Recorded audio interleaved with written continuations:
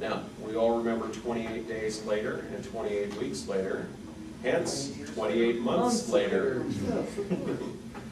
Now, this one was mentioned a year ago. Nothing's been said since. They will possibly make an announcement at Comic-Con this year, we should know.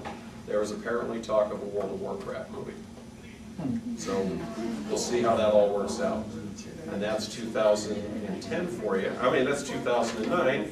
And then we get to my really favorite part. These are the just announced, no information available. Now, what happens is the studios announce this is what we're putting out. And then sometimes they say we've locked into a date, and it's kind of the old, we're putting this movie out on this date, you know, fair warning, move your stuff against it at your own risk or whatever. And some people, as you saw, they put Love Guru and Get Smart against one another. Well, Get Smart kicked it to the curb, and you know, Love Guru quickly vanished. So the rule of thumb is you generally don't put films up against each other. Hence, getting back to the X-Files again, as people said, why would you put a film like that up against something that was going great guns? You could have easily just said, hey, we're moving it back to August or October. I thought we wouldn't have competition. That being said, Alone in the Dark 2.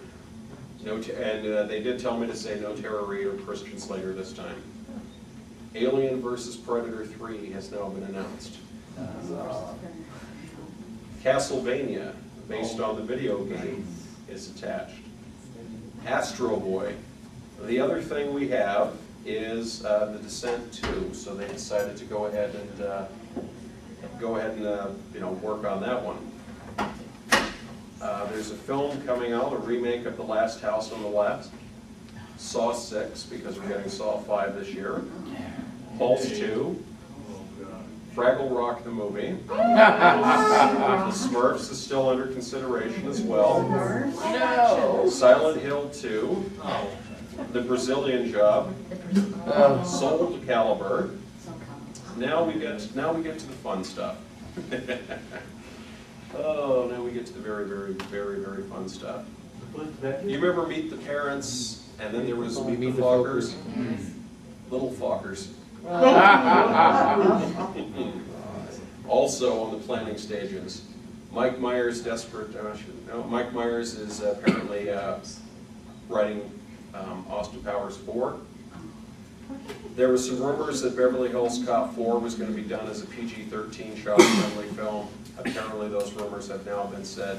No, it is going to be an R-rated action adventure film. However, unfortunately, I've heard Judge Reinhold is not going to be in this at this point.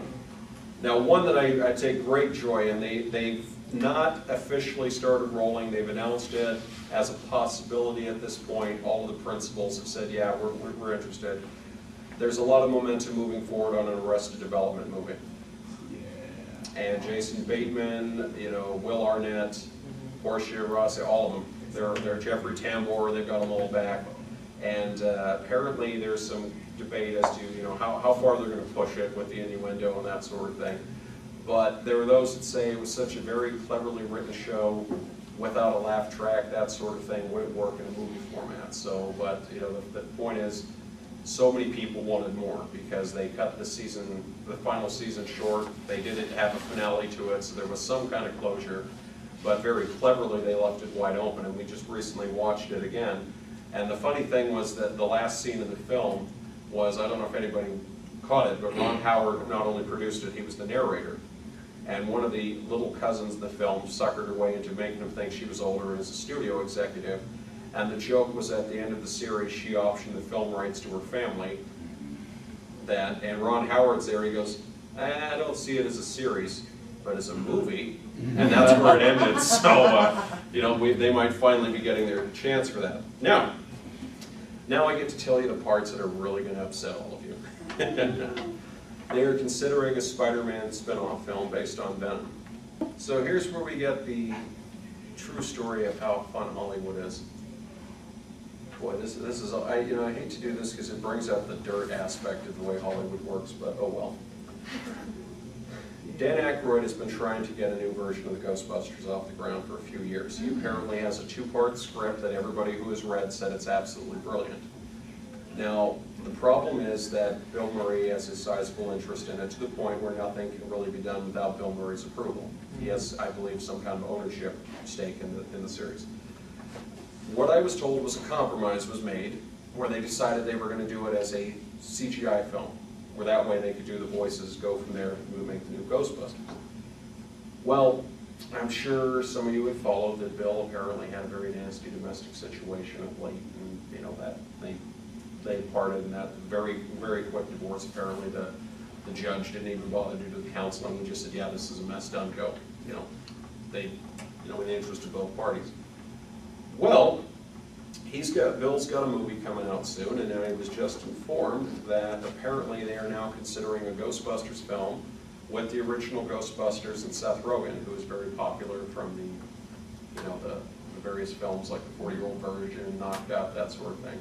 They're considering adding him and possibly another person from those films as the new Ghostbusters, so kind of taking the Judd Apatow plan with the original guys, moving them together and making us a new Ghostbusters for the modern age.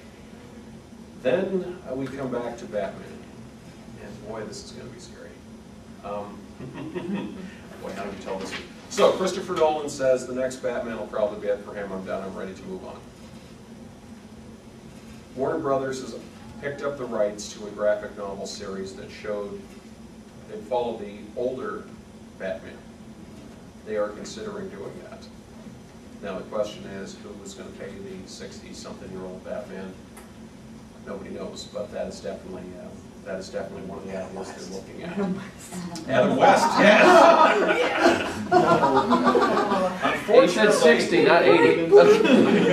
Unfortunately, Adam's a little tied up with Family Guy for the next few years, and possibly the Family Guy spin-off, the Cleveland Show that we're going to see this fall. Oh my God! Oh, you guys don't know about the Cleveland Show? Me that, Adam, you know? Mm-hmm. Well, you all know who Cleveland is on Family Guy. Cleveland lost his wife due to her little running around with Quagmire. Oh. Well, we find out in the new series that's coming this fall that Quagmire had a girl back in high school. Cleveland had a girl that he was very fond of back in high school that wasn't unrequited love. He told her, look, if you ever need anything, all you need to do is ask. 25 years later, she calls him up and says, hey, Cleveland, this is going on, this is going on, and this is going on. So Cleveland immediately grabs Cleveland Jr., packs up, leaves Spooner Street, and moves into her town. Hence the new series. So we'll see how that works.